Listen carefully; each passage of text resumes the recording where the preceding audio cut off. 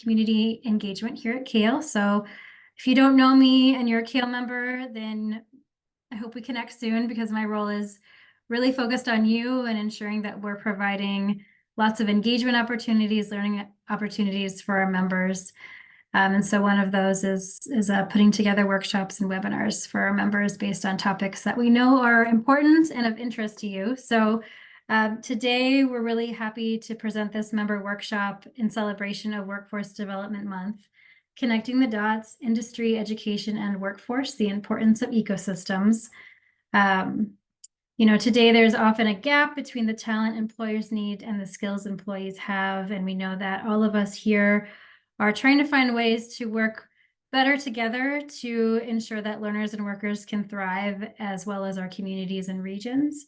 And so today in this 90-minute workshop, you'll learn about a really innovative and key approach that Shippensburg University, one of our members, is taking to approach ecosystem engagement and employer partnership. So I will be introducing our awesome panelists very soon, but if you wouldn't mind going to the next slide, just a few housekeeping notes. And hi Hope, hi Melissa, hi Jody, hey Caitlin. I wish I could just say hi to everybody who's introducing themselves, but please, I hope you're feeling the welcome. We're so thrilled that you're here.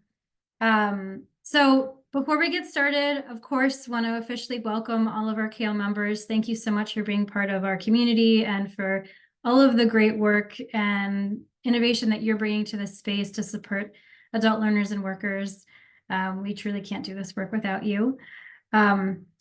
We love a lively and interactive workshop. I know we are limited because this is in a webinar format, so we're not on camera. There's a lot of us, but please introduce yourself. Please feel free to add comments in the chat.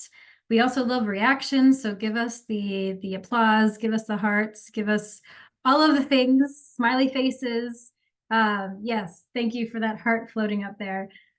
It's nice to know that people are here and with us. So comments, reactions, all of that is welcome. We also have a Q&A on your bottom Zoom toolbar. That's where we'll be collecting questions, because we'll have at least one opportunity to ask questions of our presenters today. So any questions you have, I'll of course also be scrolling the chat, but if you wouldn't mind putting them in the Q&A, it just helps us organize things better. This is being recorded. All of our Kale webinars for members are recorded and shared out with everybody who's registered via email, and then also uploaded to a resource library on the Kale Member Hub, along with the slide deck and any links and resources that were mentioned. So if you missed something or you want to revisit it or you have to hop up early, don't worry, we've got you covered. And if you're new to Kale, if you're a new member, member workshops are one of our member benefits. And so we're always looking for things that our members are trying to figure out and solve, and bringing some important use cases and real world applications to help you do your jobs and affect change more efficiently. So we're really excited to bring you some practical tips and best practices to support advancing adult learners and workers. And if you're interested in being part of a future workshop, you can always reach out to me, or if you have topics or ideas you want to suggest, we have a survey at the end, but you can always reach out to me directly, cswabic@kale.org. I would love to chat. And I think with that, I've covered housekeeping, and so I'm now gonna go to introduce our awesome panelists. So I'm gonna spotlight them for you just so you can see their wonderful faces. We are missing one person right now because she is a busy woman. Will be joining us later, but our presenters today, starting from left to right, Dara McGrower, who is Director of Initiatives here at Kale, Tricia Wallace, Vice President of Initiatives at Kale, Tracy Montoro, Director of the Office of Workforce Development at Shippensburg University, and then Megan Milady, who's going to be joining us in just a little bit as an employer voice. She is the brand manager, loyalty strategy at the Giant Company. So we're really thrilled to have such a wonderful panel of knowledge here. And I think that covers introductions. And now I'm going to pass it over to Tracy to get us started. So over to you, Tracy. All right, thank you. I'm just going to do a disclaimer. I move a lot, so I hope I don't make any of you seasick or motion sick, but I get antsy sitting, so I apologize for that ahead of time. Thanks for having me today. I'm excited about the work that we're doing here at SU and hope that by sharing this work with you, some way it's helpful to you as well. So a little bit about Shippensburg University. We are in South Central Pennsylvania. We're a mid-sized school of about 7,000 students and part of the Pennsylvania State System of Higher Education. So if you hear me say PASHE, I'm referring to the state system. It just might come out, and I wanted to make sure you knew what that was. Before we talk about where we are now, I think it's important to look at where we were when we started moving toward a more robust workforce development program. So just to give you a little background, there were many factors that went into us pivoting, especially our office, into the workforce development space. One, enrollment decline in traditional college students was coming. I know you all, for the last several years, the late, 20 teens, we started looking at this enrollment decline and anticipating this cliff that was about to happen. And so with that, we were considering ways to lessen the impact of this decline.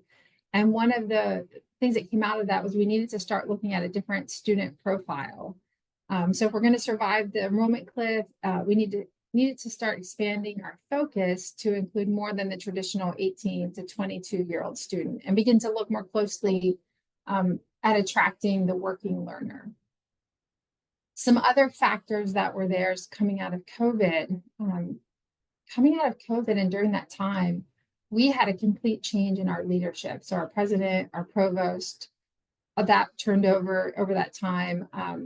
Our direct VP, which was between us and the president at the time, they left. So we had shifted under the academic side of things, under the provost. And then within my office, which at the time was continuing education, it had a different name. I'll talk about that in a little bit, but we had a complete turnover in staff. So I was new coming in post-COVID, down from our administrator to our administrative assistant and our associate director, all was turned over.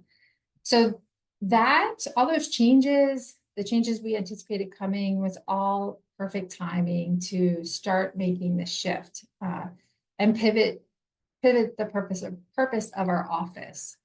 At the time, we had primarily been focused on 4-credit online courses with almost all of summer and winter courses for all programming and for continuing education running through our office.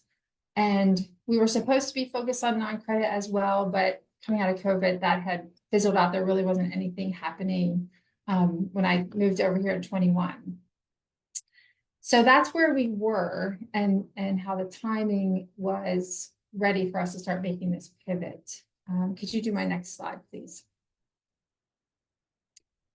So when we began to transition more towards workforce development, what did we start doing to make this change?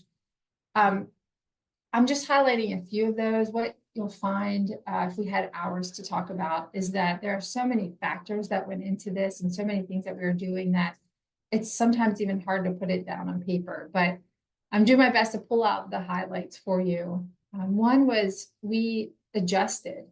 So we had been the office, get ready, this is a mouthful, the Office of Professional, Continuing, and Distance Education. Our main work was supporting the academic programs. I mentioned that just a minute ago.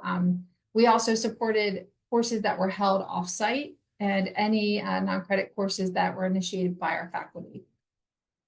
With our new focus being workforce development, we changed our name to the Office of Workforce Development and began educating the campus community in the region of our change in identity. So this was a long process. We started this in 21, and just last week I was meeting with a faculty member who didn't really even realize our name or our focus had changed. So it's just a process that you have to be patient with. And so we met as part of this adjustment and this change. We met with deans, we met with department chairs multiple times.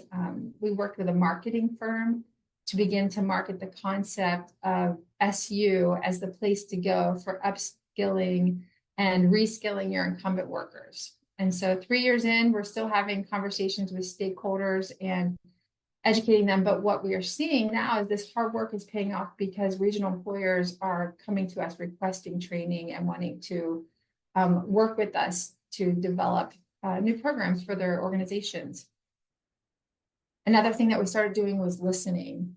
We spent a lot of time meeting with employers about their training needs, listening to their issues and difficulties that they were having. And this allowed us, excuse me, to see where we could support them. One of the things in the beginning is as you're listening, you're hearing all of these needs and you start to think, oh, we could do that, we could do this, we could do that. But as we'll talk about in the next slide is, figuring out your purpose and then sticking to that, because you can't do everything, but you can become good at a few things and be known for that. And so that's where we've tried to put ourselves. And able to be listening to employers. How did we get with them? We created opportunities to talk with employers. One way that has been successful for us is to partner with our graduate school and host employer engagement sessions each semester. So they'll be around a topic, whether it's leadership or healthcare. It could be around government, nonprofit work. We've done all of these. And what we do is we invite regional employers in those industries to campus. We give them, some food. We have lunch or breakfast, whatever makes sense for that day. But we engage them in conversations around what their needs are. And we also invite to this time faculty and students from the academic departments that are relevant for the group that we've brought. And this has been a great partnership because it allows faculty to hear the needs and start incorporating solutions to those needs in their current work, but it also allows us to hear the needs. And while faculty are working on that long-term solution, we can help with the short-term solutions. So this has been a great partnership for all of us and very effective way that we've been able to listen and hear their needs. Another first step was employer connections. So as we talk to people moving into the space who are newer moving into the space, how they want to know how we get connected with employers. And we just started with what we had. So, that could be chamber mixers, if you're part of the chambers, Chamber of Commerce. It could be sponsoring events, connecting with our own networks, going to lunch, having coffee, sending emails, making phone calls, just making those connections and talking to employers about what their needs are.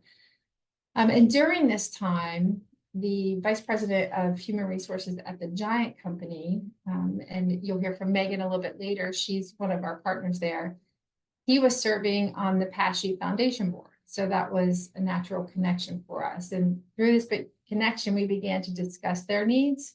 And out of those discussions came our Frontline Leadership Program, which is currently our most growing and successful program that we are running out of the Office of Workforce Development. We've been able to scale it and increase our employers interested in all those pieces.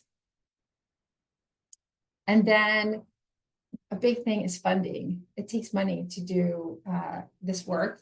And so about the same time we were looking for funding, there was the Prepare for PA project coming out of PASHE. And this was an opportunity for higher education to work with employers and develop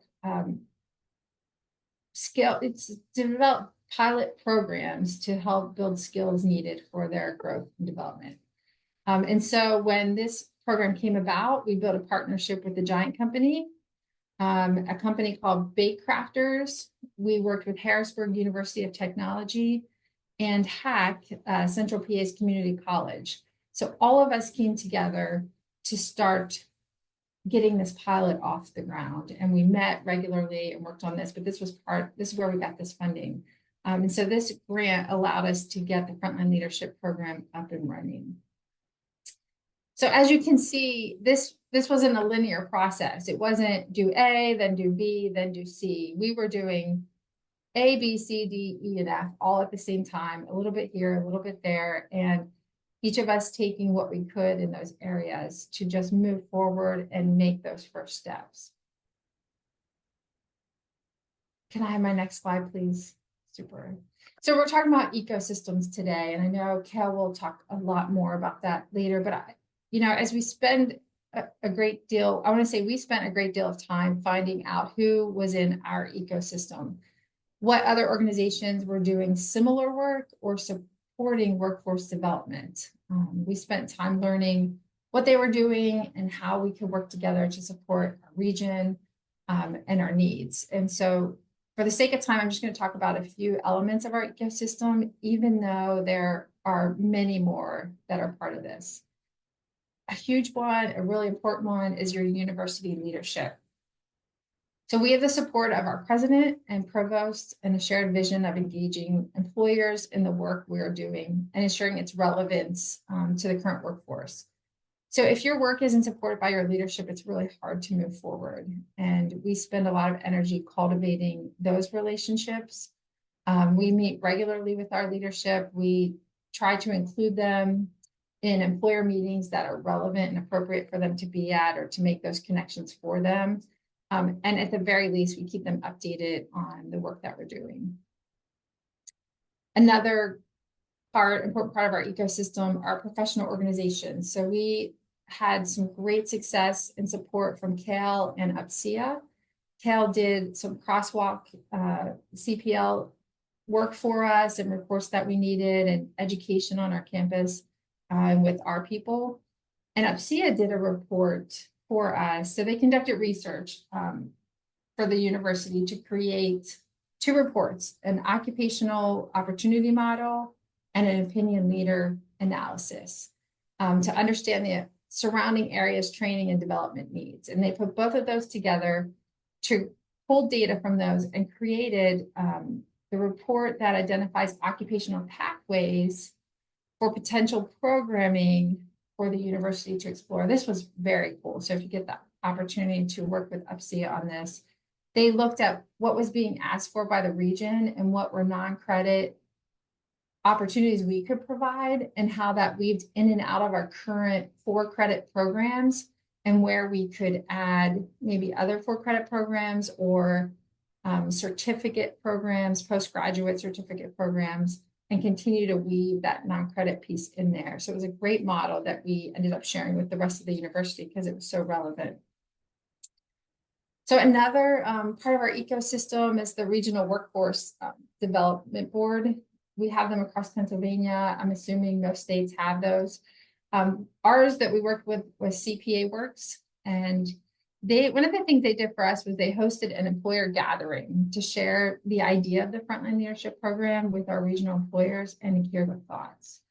Additionally, they worked with they already work with local nonprofits, which helped connect potential students to the program. So they found people that were job seekers or in current jobs that needed more support or upskilling and have been able to connect them with our Frontline Leadership Program. And when Megan's here later, I think she's going to share about one of these students, and her name is Kim Corgliano. And when she shares about her, you're going to know why it's so important to do this work. We go back to her often. She makes us excited to do this work. So another part of our ecosystem was like-minded educational partners. We had, as I mentioned, Harrisburg University of Technology and HAC. They were both part of planning. And so the Frontline Leadership Program, which started in 2021, is now on its third year. And we started with 2 employers, and we now have 17 employers sending their students to it. And that was because of that collaboration. So HAC and HU helped develop the sessions, the curriculum, also helped with instructors and finding topic experts to present in this program. And so all of us coming together really helped make that work lighter and easier. And it's just great to connect with our colleagues who are doing the same work. It's encouraging for us and gives us someone to bounce ideas off.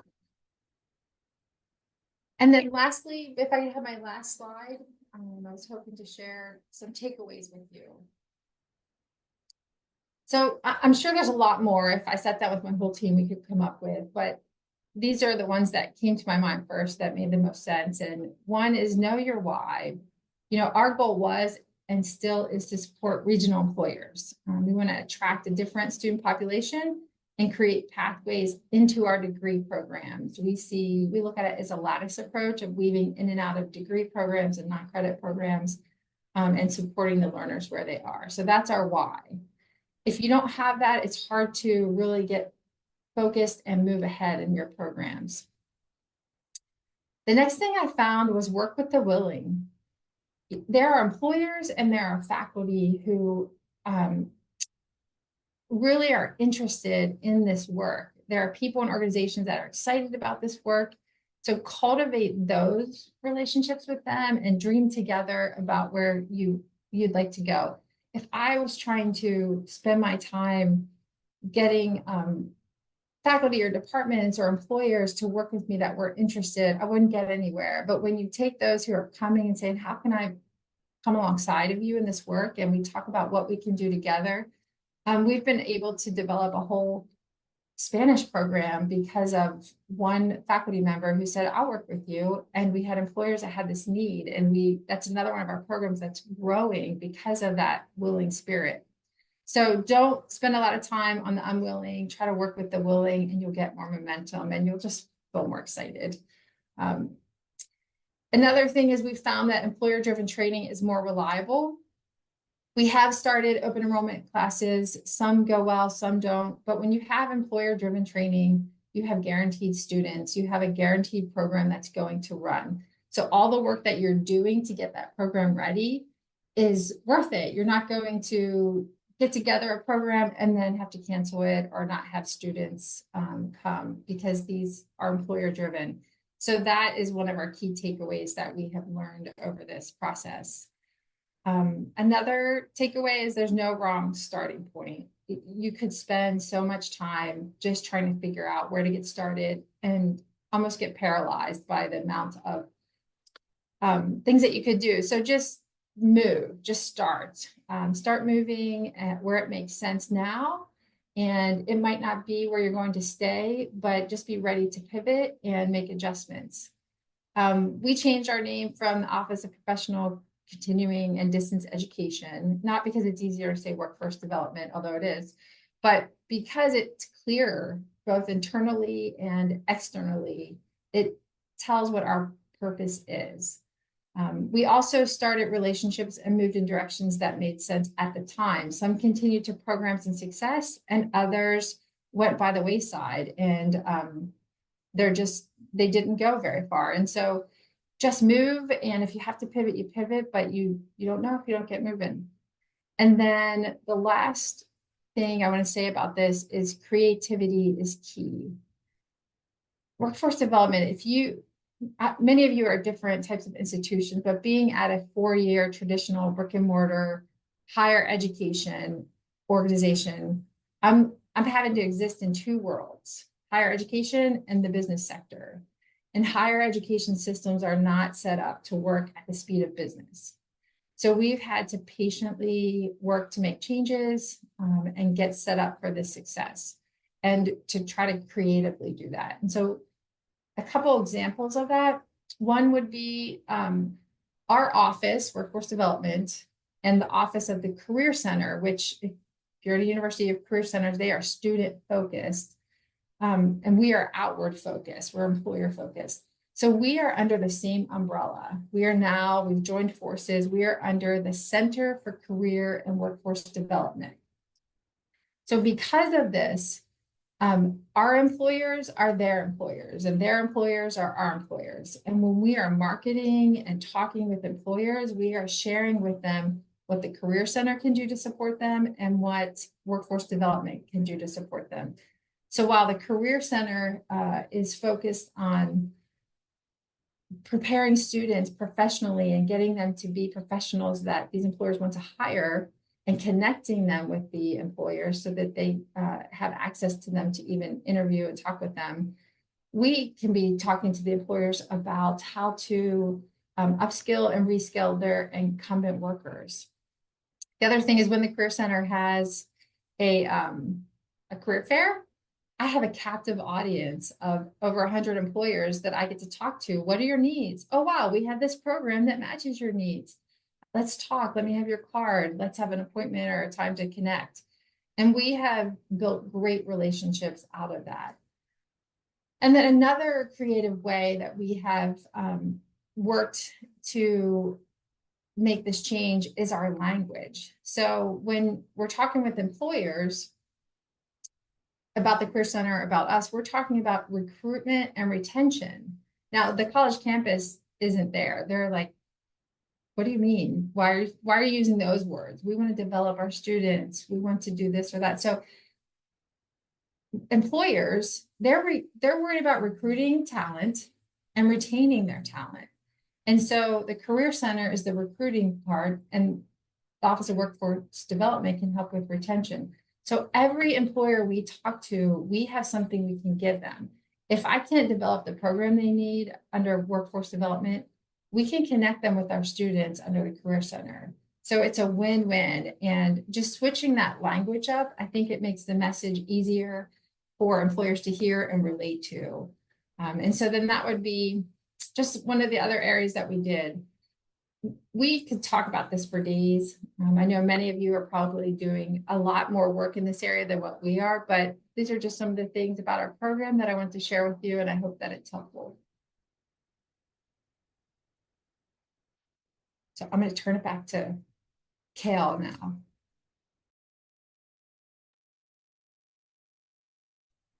Thank you so much, Tracy, for sharing about your experience. And, it's a great segue into talking about ecosystems. So today we're talking about connecting the dots. So let's talk for a little bit about the dots. So we know what we're talking about. So we probably hear this term a lot, ecosystems. I think workforce development is probably one of those areas where a lot of people throw around a lot of terms and acronyms and things of that nature. So there's a lot of jargon. But I want you to think for a moment about an ecosystem. We generally think about, scientifically, right? We've talked about this in the context of forests and grasslands and tundras and deserts, right? And those are obviously clear examples of ecosystems. So we have a good understanding, right, from a scientific perspective of how those function. And so it's talking about, right, bringing together living organisms and how they interact with each other in their environment. And so obviously today we're not talking about those ecosystems, but what we are talking about in the context of this session is about people. Right? We're talking about people and how they navigate education and work structures and how those things function. And so obviously in some of the examples that Tracy shared in her experience, right, they have to think about the people and the others that are involved. And so, that's really important to identify those dots. And so if you want to go to the next slide, please. We're going to talk a little bit about the function of an ecosystem and why we're saying that this is important and it matters. And again, if you think about the way that ecosystems, really harmonize things, they bring processes together, they're catering to diverse experiences, right? They're thinking about, creating stability for those that have to traverse them.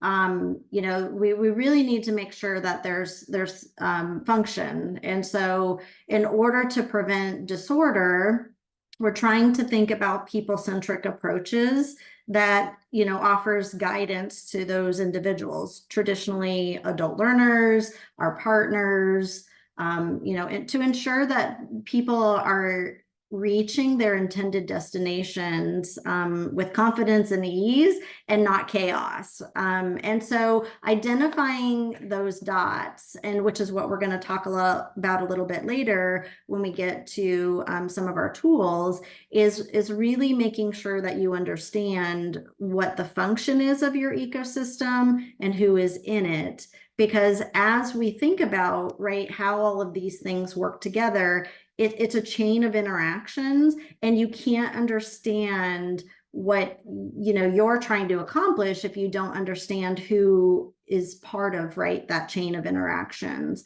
And so thinking about a workforce ecosystem, it's very similar to those other ecosystems that we just talked about, but the components, right, look a little bit different. And so we're going to talk about that here on the next slide. So thinking about what is a workforce ecosystem, I want you to take a minute and just look at those categories there on the screen. And so there's a lot there. And so thinking about universities and colleges, those are traditionally our 2- and 4-year institutions. And so obviously thinking about your own local workforce ecosystem, who are those? You would definitely want to make sure that you name them and, could identify who are those 2- and 4-year institutions. The job training category are generally anybody who is outside of those 2- and 4-year institutions. So a lot of times, right, that can be short-term training credentials, that can be a private training provider that's maybe in your community or as part of your network. But generally, there are a lot of different job training programs and providers that actually sit outside of 2-year and 4-year institutions. And those are important to know who those are, because a lot of times those can end up being feeder partnerships to your programs and offerings. Targeted services, those are typically focused on youth, military, and sometimes reentry focused populations. And so while those may not seem highly relevant to maybe what you're doing, they're part of the ecosystem. They're part of what is happening in your either region, community, depending on how you're defining what your local ecosystem is. But it's important to know, because again, those can be good partnerships and feeders into what you're trying to do. And sometimes those programs have resources or connections that can benefit, some of the things that you're trying to accomplish. Economic development, Tracy also included that in part of her slide. Those are traditionally, right, chambers, associations, those local and state government entities. And so those are really important to also identify and understand, what they're trying to do and what they're trying to accomplish and what some of their objectives are. Workforce advocacy groups, they're part of, right, the ecosystem. So a lot of times these are local and national organizations, that are in our communities, right? They're the Goodwills of the world. They're the, large national nonprofits that, have multiple locations in many areas. And so we want to make sure that we understand who are some of those local nonprofits that have very specific focus areas, and maybe partner with some of those national organizations or have local and national footprints in your region and communities. So those are really important to know, because again, they may have resources that can contribute to what you're trying to accomplish. Tracy mentioned workforce development boards. SCPA is amazing workforce boards. I know a lot of people have awareness of workforce development boards, and some people do not. But they are a really great resource, and across the country there are 650 of those.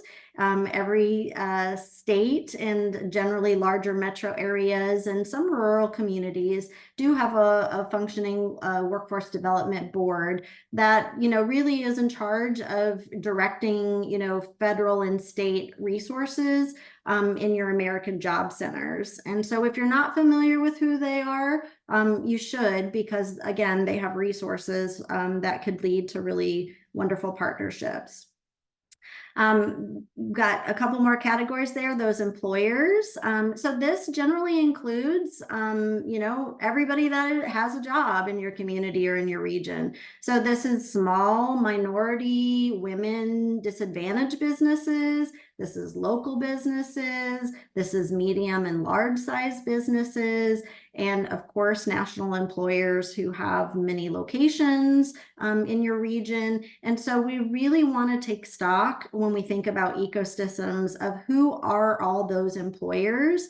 And we're going to talk a little bit later about labor market data and why, when we talk about employers and think about employers in the ecosystem, why it's really important to think about that labor market data and how that helps you surface who some of these employers are and naming them in your ecosystems. And then obviously, the most important category here are learners and workers, right? Those are the individuals we're trying to serve, and really understanding what are some of the things that those learners and workers are facing and dealing with. And we really want to make sure that we're again being very human-centered, and we're going to talk about that here in a few minutes, about really understanding who is walking through your door, what they're needing, and what are some of the resources that you may be able to provide to them. So I want you to think for a minute, who is missing from this list? And if you have thoughts, drop those in the chat, because we would love to understand from your perspective, when you think about your local workforce system, including all the categories that we've listed here, are there other partners or other entities that you think would or should be on this list? So now I'm going to hand it over to my colleague, Dara, who's going to talk a little bit kind of about our journey while embarking on thinking about and naming some of these dots in our workforce ecosystem. Yeah, thank you, Patricia. So just looking at this slide on the screen, right, I want to identify and name here that this is no small feat, right? This is a challenging and complex journey. It's not necessarily the smooth path that we like to tell ourselves that it is, or tell others that it will be. Sometimes it feels like it will be that, and then our brains start to feel like what this slide looks like, or interacting with our colleagues and outside of our institutions feels that way too. So it can feel a lot like what this looks like on the screen. There can be confusion and difficulty as we navigate through various components, right? Tracy talked a lot about identifying a completely new student profile as we face these enrollment cliffs, and thinking about how do we support a population that isn't necessarily our traditional population, right? The population that we've historically served. So thinking through some of those intricacies and the components that are involved, and being able to understand the significance of an ecosystem will help us map out that ecosystem in and of itself. So that will enable us to gain a better understanding of who those individuals are, who the entities are that are involved, and help to equip us with the knowledge to effectively navigate through this web and lead us to a more significant impact. So as you heard from Tracy, right?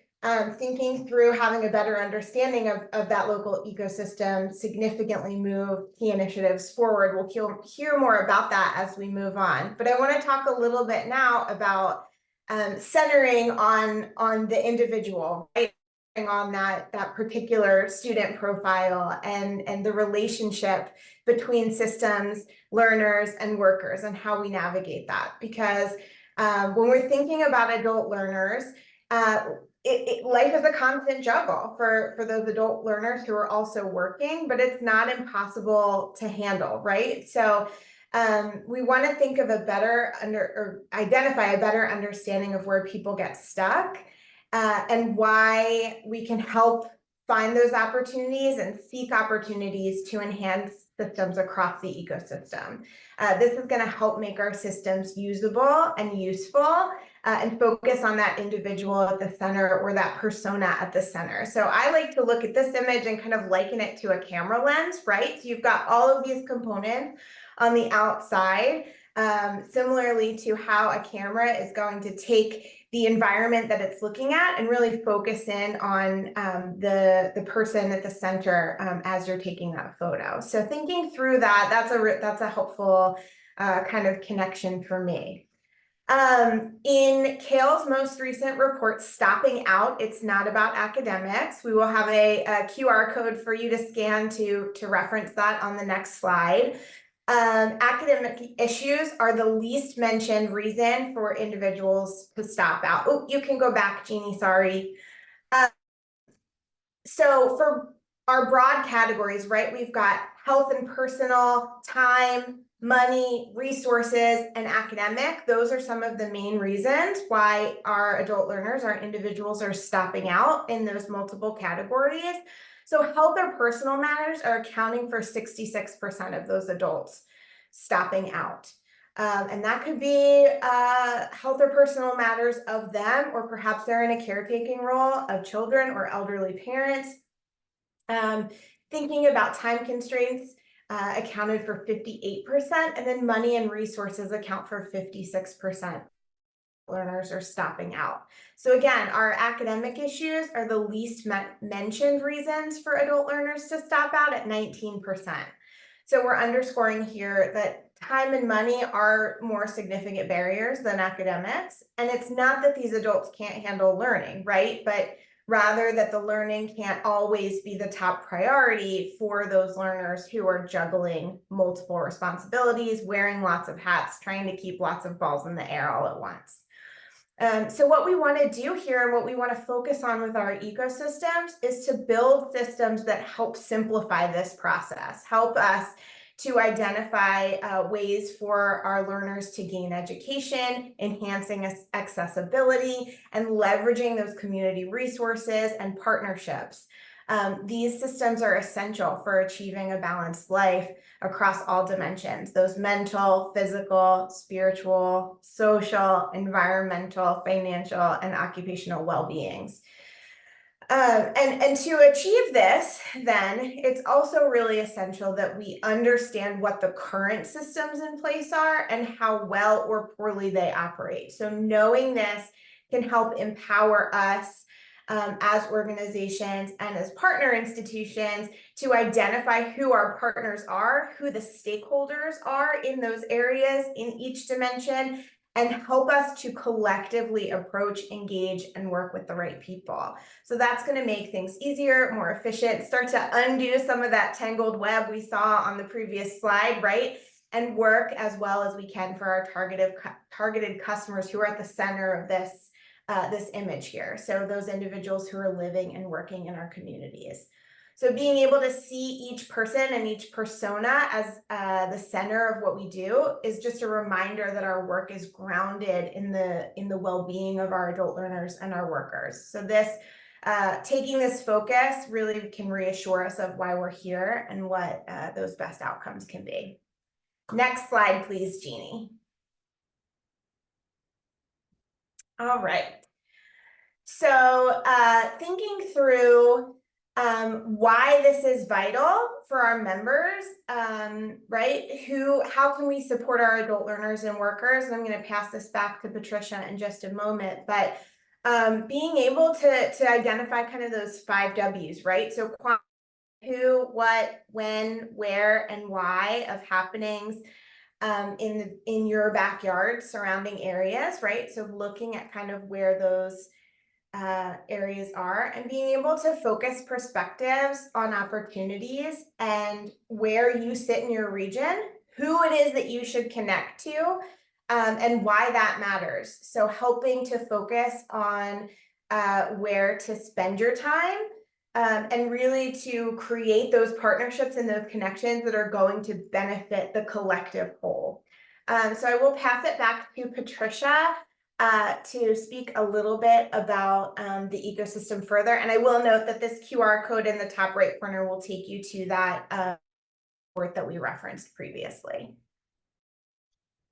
Thank you, Dara. So as you've heard, there's multiple components to local ecosystems. And so if you think about all the things, right, and think about that slide we saw a couple, few minutes ago of all of the chaoticness, when you draw lines, to all the partners and all the initiatives and all the things, right, that you're trying to do and accomplish, it can get really confusing and messy very quickly. And sometimes we lose sight of what we're trying to do, or we can't really articulate our value proposition of, why we're doing what we're doing. And sometimes even being able to articulate what is our role. And, are we more of a convener? Are we more of a, intermediary? Are we more of a connector? And so I think taking stock of who is in your ecosystem, what role they play, and what you're trying to accomplish in comparison to what they're trying to accomplish, I think we start to see where there are opportunities to align, opportunities to partner, opportunities to focus efforts, or to be able to offer up support for other things that are happening. And so it really changes the way in which you kind of look at the work, because it really helps you maximize and put in all one place all of the assets that are in the region, who is doing what. And it also sometimes surfaces gaps, right? Big holes that we couldn't see because we were too zoomed in. And so going through this exercise of thinking about who is in the ecosystem and what role they play, it really helps us understand, who can do what and when. And really sometimes you don't even know what's happening in your own backyard, because again, we're so focused in on the things that we're working on. And then the benefits, a lot of times, in thinking about these ecosystem, activities, and we're going to talk a little bit here about the tool we have, is really the benefits of what you're doing, plus some of the other things that other entities in your region are doing. And so, like Tracy mentioned, there was a lot of alignment in working with who they had. And so they started with 2 partners, and the benefit was there. It was obvious. And so I think one of the other things that we talk a lot about is partnership. And, partnership is not transactional. Partnership is mutual benefit, right? Commitment, trust, and really working towards a final goal of what everybody involved is going to benefit from and succeed with. And so part of what we talk a lot about here at Kale is thinking through what are some of those benefits, because in thinking about kind of the end in mind, you really break down some of the barriers that take away the transactional partnerships and interactions, and it really can kind of remove some of the noise, if you will, on where your time and effort is best spent. We mentioned that labor market data is really important in this bigger picture. And so when we do think about ecosystems, we not only look at the dots and who the players are, but we also look at what's happening dynamically across the labor market. Where are those in-demand jobs? What is growing? What has wonderful targeted growth over the next 3 to 5 years? What's declining? And what are all those nuances that maybe aren't showing up in the data, but are coming out of those really valuable conversations that you're having with employers? And so that's a key piece of thinking through all of this, because right, a lot of this work is the employer is the beneficiary, and not to say that the job seekers aren't, but really a lot of these efforts are building right career pathways and trajectories to benefit those employers. And so knowing the local labor market information is really important, to be able to curate those solutions and those trainings to really, you know, benefit and fit the needs of the employers. But then also thinking about, you know, kind of going back to our last slide about the human-centered design approach, is also thinking about, you know, who are those individuals that we're trying to, you know, connect with those local employers, and what are the things that need to be done. It informs strategy quite a bit. We find a lot of people have really great intentions, but they have no strategy. And so we really want to make sure that we're thinking about, you know, being intentionally strategic, and that really helps us to clear away some of the other things that cloud maybe our priorities and where we're putting time and energy. And, you know, everyone doesn't have unlimited resources. And so really by going through this exercise, it helps you figure out what matters most, where are those opportunities, and where can I assign time, money, and resources to be able to, you know, move the needle in the direction that I want to be able to go. And then we also mentioned that value creation. You know, really understanding what is happening and who is in the mix, and where are some of your current partnerships, maybe where are some of the things you'd like to, you know, be able to make some connections to. It really changes the conversation and the approach on how to build those impactful partnerships versus, you know, again, kind of thinking through and just making these superficial connections for transactional relationships. And so I think that's why we were so excited to be able to work with Shippensburg University and some of the work that they've been doing, because they really are bringing to life the focus on the application of why the ecosystem matters, and how they were leveraging their relationships with who they had, and, you know, what partnerships they were able to kind of move forward and be able to, you know, focus those goals and the impact they wanted to have, and then, you know, aligning those you know, resources to be able to successfully make the impact that they wanted to make. So I think we are ready, Carolyn, to talk a little bit about the job aid, if I'm not mistaken. Absolutely.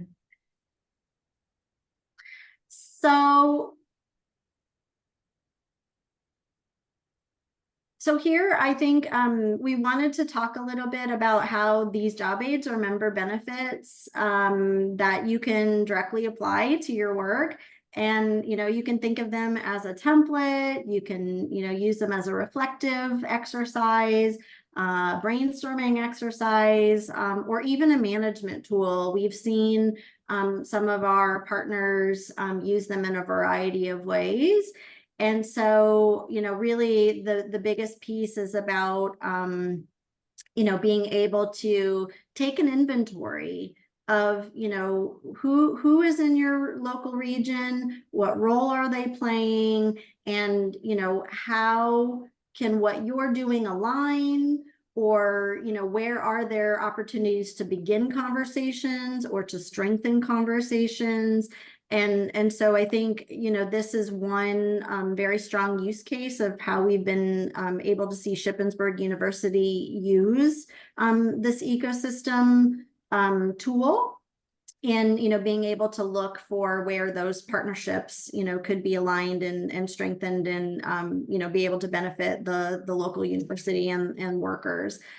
We've seen other regions, you know, use this as a great beginning of a strategic tool, you know, to be able to know who to engage and how to engage, you know, and then, you know, really take an inventory of who, you know, some of their strong partnerships are, who some of their partnerships are that maybe aren't as strong as, you know, maybe some of their key stakeholders, and, you know, and then maybe thinking about people who are more on the peripheral of what they're trying to do, and thinking about ways that they can either strengthen those peripheral relationships, or use, some of those maybe, entities that are in their region that are doing similar work, and being able to, think about ways that they can have more engagement and more alignment to, have more impact jointly. And so I think we've seen a lot of different ways that, some of our partners and members have used these different tools. And so I think, Carolyn, we called it the Ecosystem Partnerships Quick Start Kit, if I'm not mistaken. Correct. All And right. I put a link in the chat for all of our members. Awesome. And so really this creates a starting point, right? To kind of talk through, think through, identify those current and potential partners.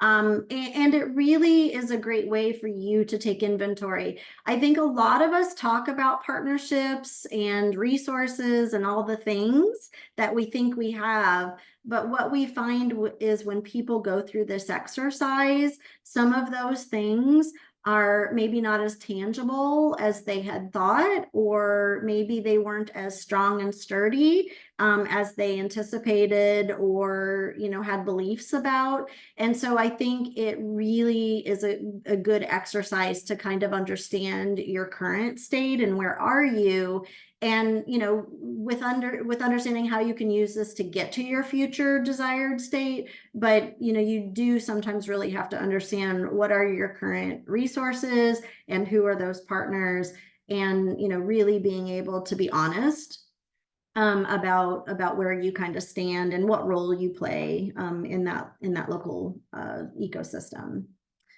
Carolyn, I think we are ready to talk a little bit about applications. So I think you are going to maybe walk us through.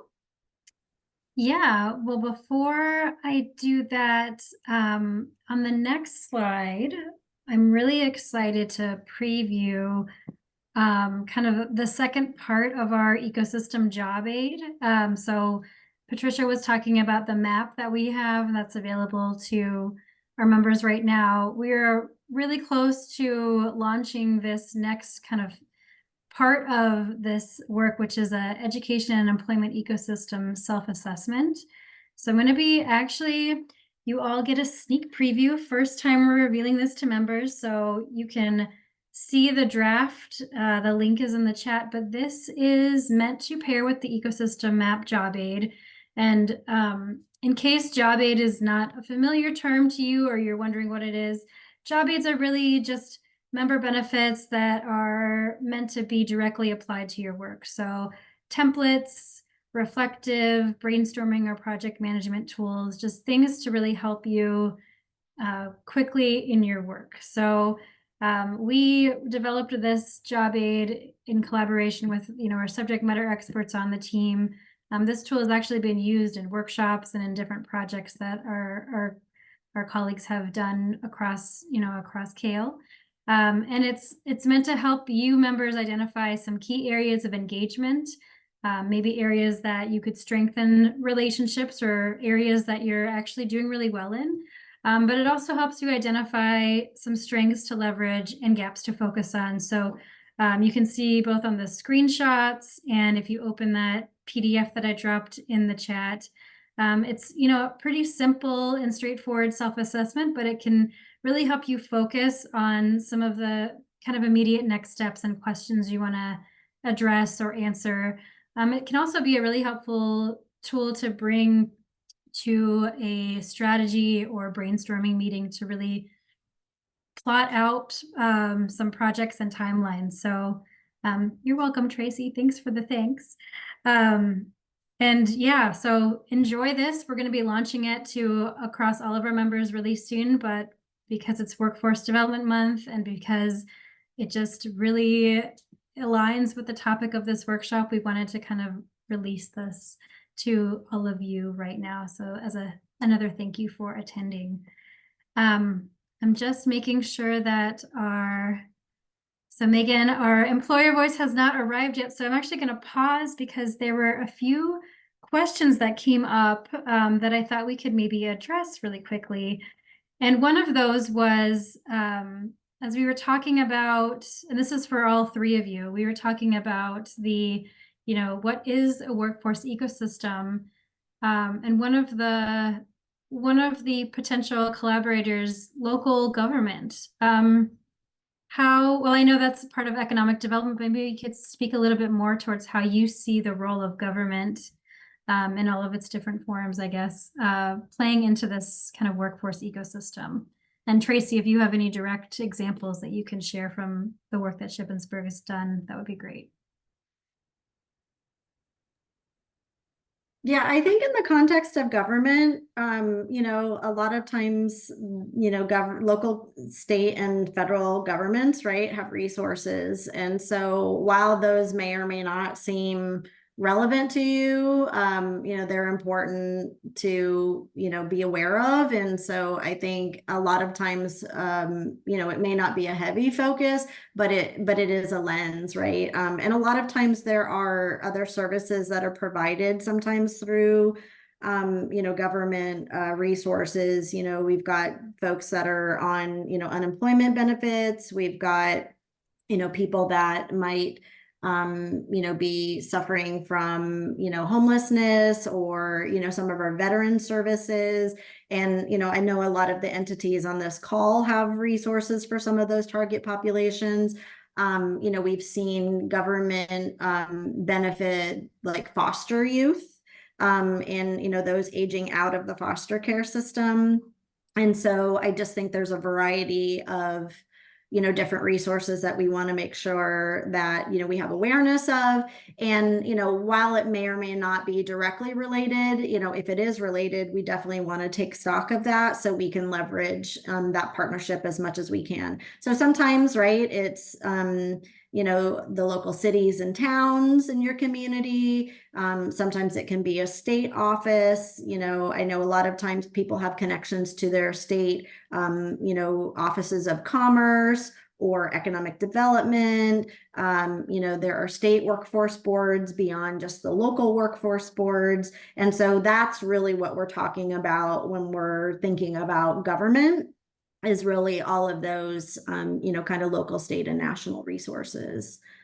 Tracy, did you have anything that you wanted to mention about maybe some of your experience with any of those groups? I mean, we've invited government to like our employer engagement sessions to hear what their needs are and partner with them on internships, or to see if there's ways we can provide training. But I'll tell you, so much of our funding is grant funding that comes from government agencies. So right now we have congressional funding that we're using to scale and build programs. We have had labor and industry grants that helped us to scale and continue to grow projects that we're working on. So there is a lot of funding that the government provides to help you get this work going as well. Awesome. Well, and then the thing we forget is that government is also an employer.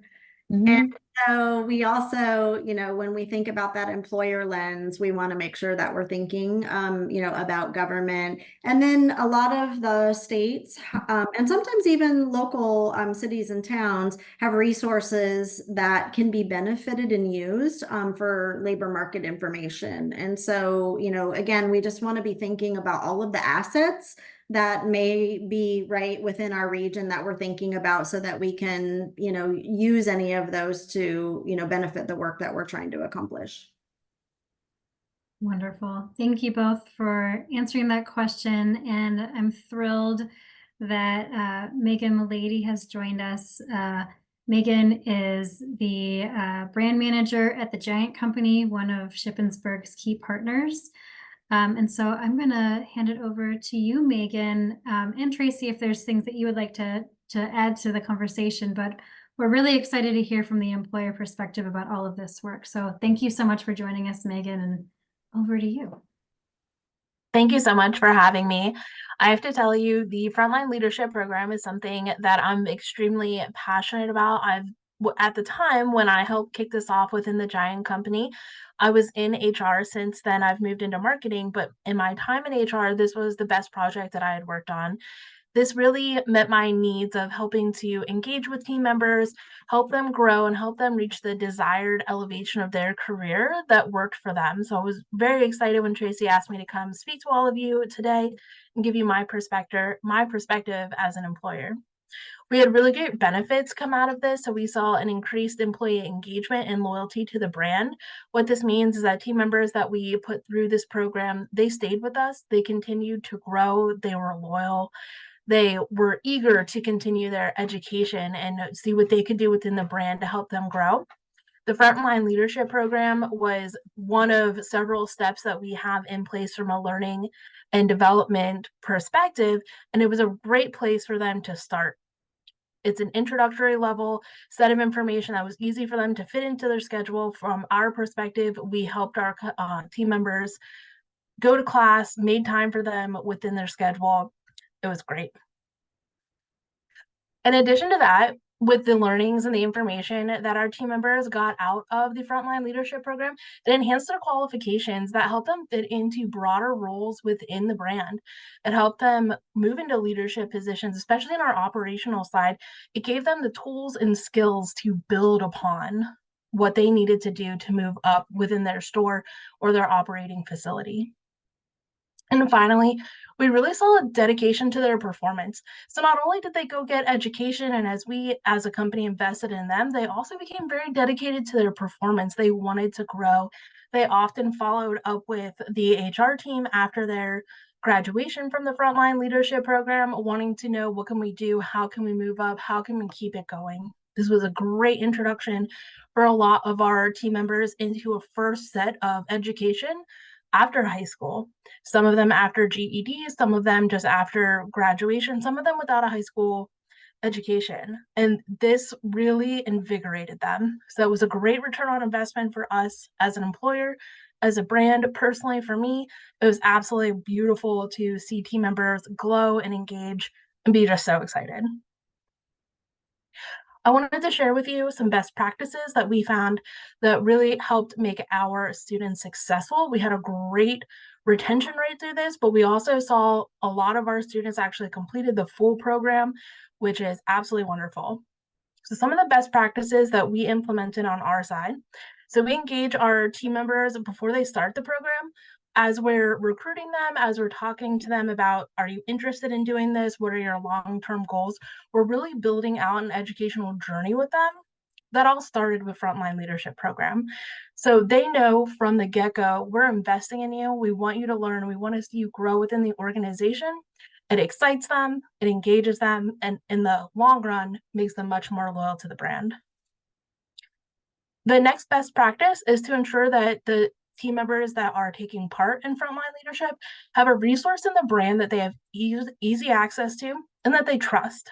So I'm one person, and when we send 20 people through the program, I can't be that person for everyone, and not everybody knows me. So we did ask our HR team to help our team members that were participating find someone they can engage with. Is it a store manager? Is it an assistant store manager? Is it someone within their life with that they can have access to, that'll work with them, that'll partner with them? There's a resource guide provided from the Frontline Leadership Program for their managers to check in and make sure everything is going well. But I would advocate that there's an additional step, that they have someone as a resource that can check in with them and just keep them motivated and going. Next, I facilitated as the leader of the program on the brand side. I facilitated a mid-program check-in with each team member one-on-one. So I scheduled time with each team member. I just checked in, asked them how things were going, if they had any concerns, any thoughts, anything that they brought back to me, I would share with Tracy and the facilitator of the program. Everything went really well. Everything fell into place really well.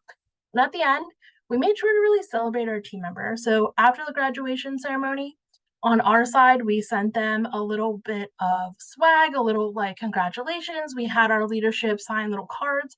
It was something very small, but ultimately it's something that empowered those team members to be like, I'm seen, I've done this.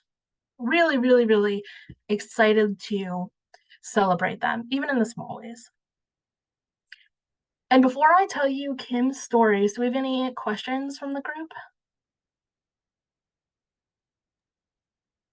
None so far, Megan. So, but I'm sure we'll get some towards the end.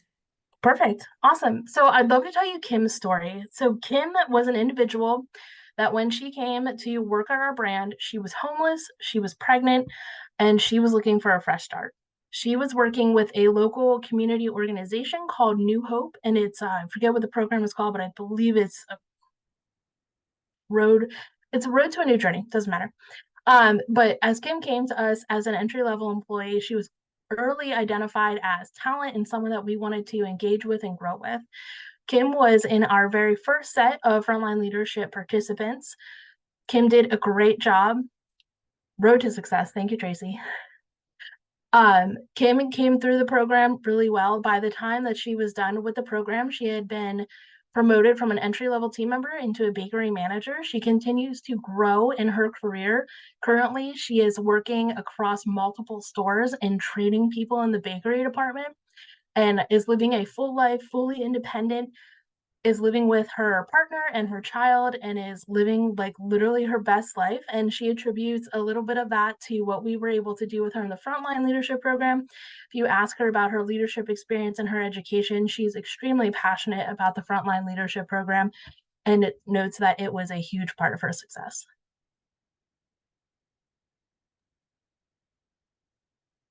Thank you so much, Megan. Tracy, I just wonder if you had any kind of comments to wrap that up before we. Yeah, I just think, I mean, you can hear Megan's excitement, and I think having that employer as engaged on their side as the educators are really makes a difference. And, you know, going on some of the things that Megan was sharing, when we have people at the front, like we do an orientation for frontline leadership, but we talk about the value that their employers are placing on them because they're with us for 8 days, once a week for 8 weeks, or one day a week for 8 weeks, which is a lot of time to be out of, especially retail. And so we just kind of emphasize that their employers are investing in them. And I think that's a huge message. And Megan's reporting here just that how that's impacted their work and their commitment to the organization. So I think, yeah. Absolutely. This is such valuable and practical applicable information, and that perspective you shared, Megan, was really important to hear. I think real quick, something else from what Megan was sharing, when she was talking about the different levels of education that her employees had going to the program. Because it is an entry-level leadership program, and we have a lot of faculty that and university staff that are and faculty that are teaching this. They come out of a day of sitting with faculty going, oh, that wasn't as intimidating as I thought it would be. Maybe I can do more. And so it really builds their confidence and allows them to continue, like Megan said, they want to know what's next. We have some people come out of it and reach out monthly. What else do you have for me? What's new? What's coming? And so it ignites that confidence that they can pursue more education. That's such an important point. Yeah. Well, thank you, Tracy and Megan. We'll come back to you in a second for questions, but I'm going to hand it back over to Dara and Patricia to kind of summarize some key points for us.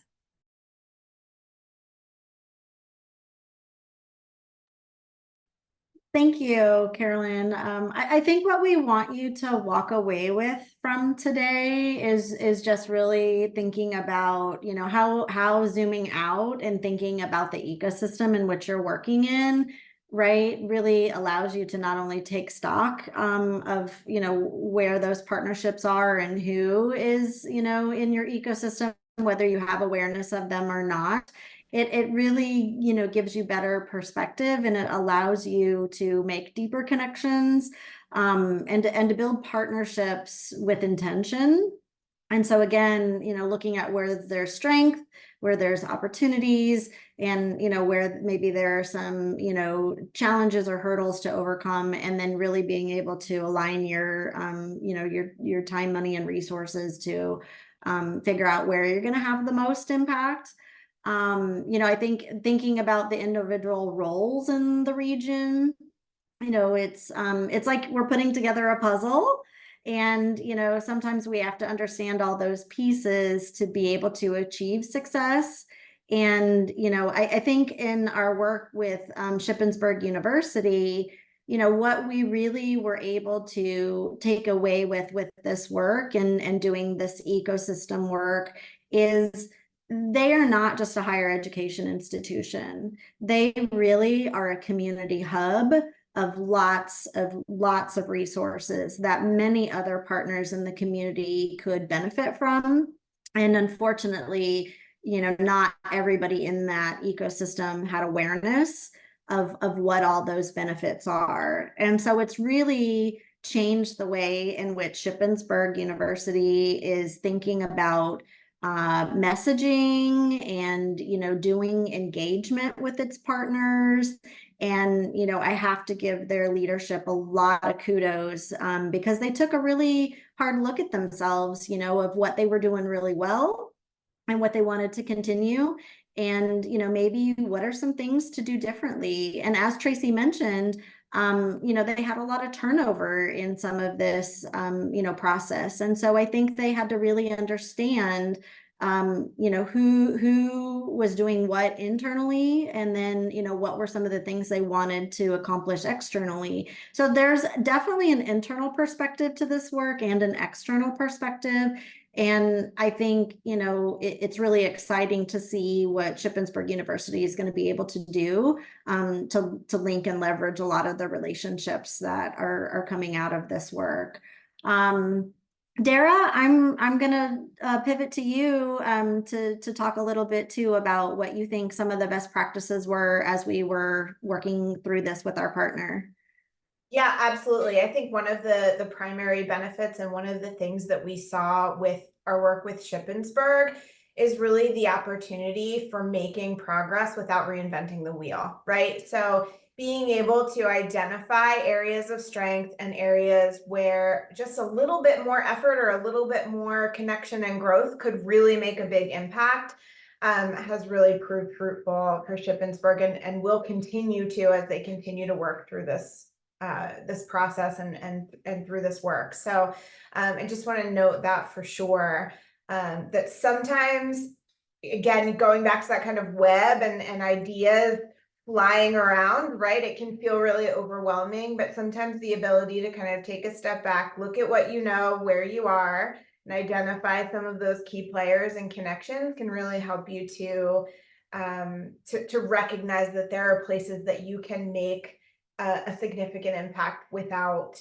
reinventing a whole process or procedure. Love that. Thank you so much. We do have a few great questions that I want to make sure we ask before we wrap things up. So the first question is from Lane, and I'm actually going to start with you, Tracy, and then Megan, I would love to hear your perspective on this. How do you get faculty buy-in with the higher education idea that many faculty think we are here to educate students rather than job training? So Tracy, how did you get buy-in? And then Megan, what would you say to faculty about, you know, helping them see the value in this workforce development? So I'll pause there. Lane, that's an excellent question. One, you have to have tough skin because not everybody's going to be happy with the work that you're doing. I think some faculty feel threatened or the change is a little fearful. But a couple of things we did. One is, like I said earlier, is work with the willing. Who's reaching out when I put something out there? Who's saying, oh, tell me more about this program, or tell me more about what you're doing? And then building those relationships. That's one. Another one is just patiently educating. So having those conversations and presenting, we're here to come alongside of things that you're doing. So, you know, we have somebody that is does like data analytics and Lean Six Sigma and quality assurance. And so he is excellent at that. And we have companies that need it. So if we're coming alongside with he's excellent and asking him to partner with us in this, it's taking their strengths and saying, how can we work on this together? And you still have some that I mean, we've been doing this a few years and we still have people that don't want anything to do with us and the word workforce makes their skin crawl. But we have others saying, hey, I heard what you did with this faculty member and how he's teaching for Mattel and Walmart, teaching them Spanish. I want to teach their Spanish speakers English. How do I get involved in that? And so that piece is helpful, word of mouth, but we also try to highlight them. We have an email that comes out from the provost every week, and I'll put in there, hey, thanks to this department for the work that you did with us on this project. Here's the results, here's the excitement. So I'm sharing with their peers what they're doing also, and it's kind of just slowly permeating through there. So their patience and a thick skin are helpful, but just keep a positive attitude because you know the work they're doing is good. And so that's what I have to offer for that. Thank you, Tracy. Megan, anything to add? Absolutely. So I think that I may get off just a little bit easier here than Tracy does. So one of the core values of the Giant Company is growing through new opportunities, and education is really at the forefront of how we engage and grow our team members. So for me, it's a little bit easier on this side where I do come up a little bit of obstacles is convincing a store manager, hey, I'm going to take one of your best team members that you see a ton of potential in. I'm going to take them away from you for 8 hours of their shift. I'm still going to pay them. So it's not like you can give them overtime. So I would say that's where we have the obstacle. What I focus on and I try to lean in on as much as possible as I'm getting that store manager, the assistant store manager to lean in, is that we are building transferable skills. So while the skills that this team member is learning may not help them stock produce better, it might not help them on the run a register any quicker, it's transferable skills. It's helping them get into the methodology of learning and retention of what they've been taught that will hopefully ignite what they're doing and what they're being taught in store. That is hands-on for them and that is important to them, but it's also instilling a level of teachability and enthusiasm about building transferable skills that will push their education further, which in the long run will help them make a bigger impact on the brand. So we want to grow our talented team members. We want to support them because as they grow, they can do more for the company. And that provides us a great result on a return on the investment into them as they grow within the brand and continue to take care of our customers. Yeah, that's really helpful because it's like, yes, the value of education period is instilling this mindset that employers are seeing a huge value in. So yeah, that's great. I don't know, Patricia or Dara, if you have anything to add to that.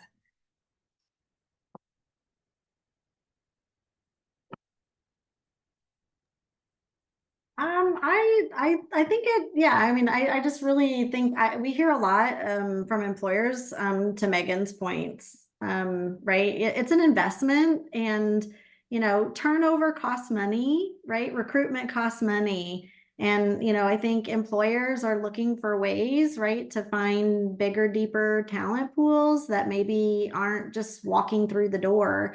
And so I think any additional resources and connections, right, that we can offer to, a very important part of our ecosystem, right, our employers is beneficial and helpful. And it's the right thing to do because, right, when we get those opportunities that maybe some of the trainees in this program didn't think that they could achieve or accomplish, right? And they're doing it and they're surprising themselves and others of being able to do it successfully and progressing.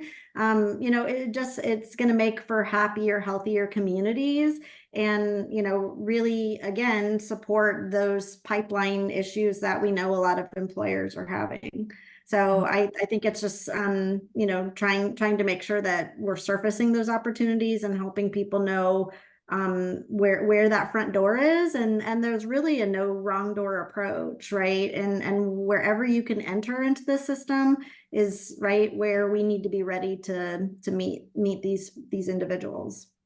Yeah, and that's a great bridge to, I think, the final question we have time for, which is how do you show your value to the employer? What specific results impress them? And so I think, Patricia, what you were saying, demonstrating that pipeline, that recruitment and retention opportunity is huge.